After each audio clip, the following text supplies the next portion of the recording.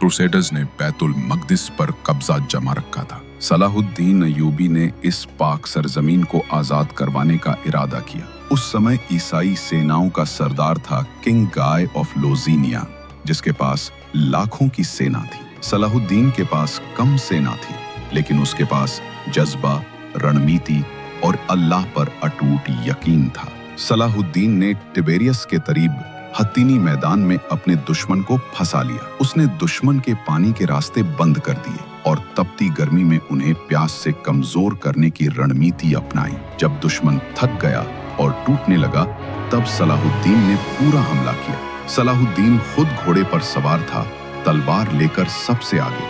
उसने जंग में ऐसी बहादुरी दिखाई कि ईसाई सेना बिखर गई। जेरूसलम की फतेह का रास्ता बैटल ऑफ हट्टीन से ही खुला। इस जीत के बाद भी सलाहुद्दीन ने कैदियों को इंसाफ और इज्जत के साथ रिहा किया और साबित कर दिया कि वह सिर्फ एक फौज का सरदार नहीं, बल्कि इंसानियत का चैंपियन भी है।